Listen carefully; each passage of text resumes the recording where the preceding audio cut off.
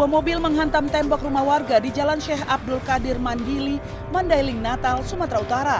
Mobil ini sebelumnya sempat terlibat kejar-kejaran dengan petugas Badan Narkotika Nasional karena diduga membawa ganja kering dari Mandailing, Natal menuju Sumatera Barat. Saat digeledah petugas, di dalam mobil ditemukan 20 bal ganja kering. Sementara pengemudi mobil yang diduga kurir ganja antar provinsi telah kabur.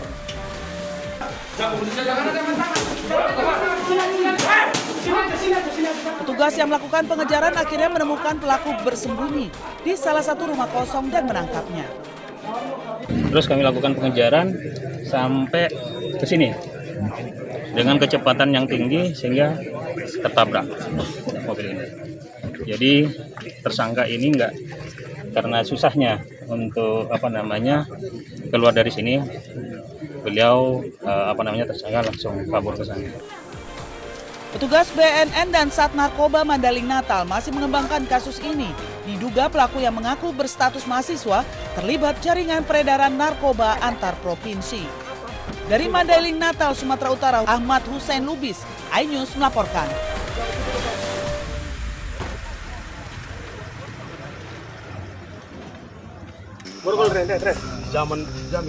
Jamin sama bapak. Ada di sini benda-benda tajam. Ada ingat ini. Tim Opsnal Unit Reskrim Polsek Sipirok, Polres Tapanuli Selatan menangkap seorang pria pelaku pembunuhan di kawasan perbukitan di Kecamatan Arse, Kabupaten Tapanuli Selatan, Sumatera Utara. Pelaku menghabisi nyawa kakak kandungnya dengan menggunakan senjata tajam. Peristiwa berawal saat pelaku dalam kondisi mabuk dan mengungkit persoalan harta warisan berupa sebidang tanah dan sebuah rumah. Karena merasa tersinggung, korban menanyakan maksud perkataan pelaku. Tidak terima dengan perkataan korban, keduanya pun cekcok hingga berujung penganiayaan yang menyebabkan korban tewas akibat mendapati luka bacok di kepala, telinga hingga wajah. Pelaku juga merusak rumah pamannya lantaran sakit hati kepada pamannya karena tidak mendukung pembagian harta warisan tersebut. Perselisihan ataupun pertengkaran antara pelaku dan korban memang sudah lama. Ini semua motifnya adalah masalah harta warisan yang dipermasalahkan, yaitu tanah dan sebuah rumah. Kita ketahui bahwa ini merupakan keluarga kandung, yang korban adalah abangnya, kemudian yang melakukan adalah adiknya. Untuk mempertanggungjawabkan perbuatannya, pelaku terancam hukuman 15 tahun penjara. Dari Tapanuli Selatan, Sumatera Utara, Indra Mulia Siakian, iNews melaporkan.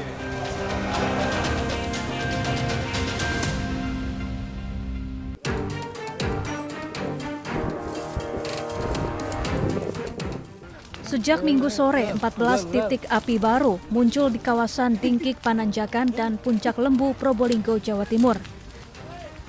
Ratusan petugas gabungan pun terus berjibaku memadamkan kebakaran yang melanda 520 hektar lahan di kawasan Gunung Bromo.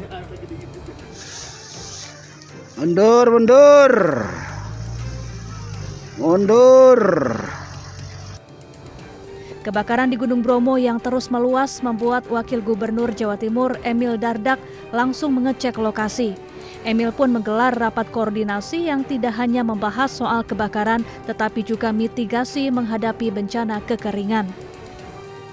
Saat ini seluruh pintu masuk wisata Taman Nasional Bromo Tengger Semeru resmi ditutup total demi keselamatan para pengunjung. Fokusnya bertambah. Setelah kita fokusnya adalah di Pudak Lembu, Puncak B29, ternyata di Penanjakan juga ada titik api. Lokasinya di luar dari perimeter awal ini. Nah, ini yang segera kita lakukan 2 langkah, darat maupun udara. Serangan udaranya adalah helikopter waterbombing. 3 ini akan melakukan kombinasi penanganan di sini dan juga di Penanjakan. Dan serangan daratnya ini ada tim dari Pemprov, dari BPBD, dari TNBTS ya, ini melakukan, dan juga dari Kodim dan dari Polres ini melakukan upaya di lapangan. Awalnya titik api diduga berasal dari blok Bantengan, Kecamatan Senduro, Kabupaten Lumajang yang bukan kawasan wisata. Dugaan sementara kebakaran akibat ulah tangan manusia. Cuaca panas di musim kemarau kemudian membuat api dengan cepat menyebar. Tim Liputan iNews melaporkan.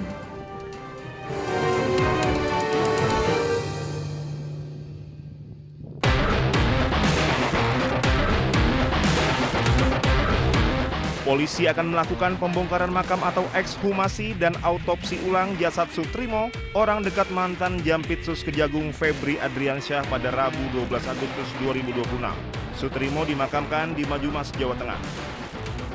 Direktur Reserse Kriminal Umum Polda Metro Jaya, Kombes Pol Iman Imanuddin mengungkapkan saat ini status perkara sudah ditingkatkan ke tahap penyidikan.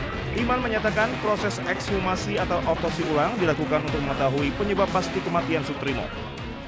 Kami sudah menerima pelimpahan laporan polisi dari Bareskrim Polri, kemudian laporan polisi dari Polresta Banyumas, dan berdasarkan dua laporan polisi tersebut, baik yang disampaikan oleh masyarakat di Bareskrim Polri ataupun yang disampaikan oleh pihak keluarga di Polresta Banyumas, saat ini penanganan perkara setelah dilimpahkan ditangani oleh Ditreskrimum Polda Metro Jaya.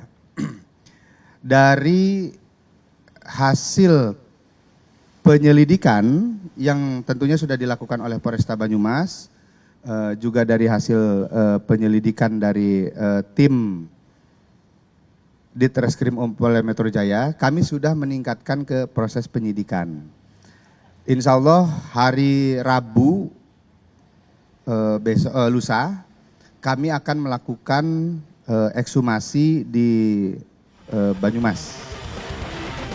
Sebelumnya, desakan ekshumasi juga datang dari organisasi masyarakat Kongres Pemuda Indonesia yang melayangkan laporan polisi ke Bareskrim Polri pada 7 Agustus 2026.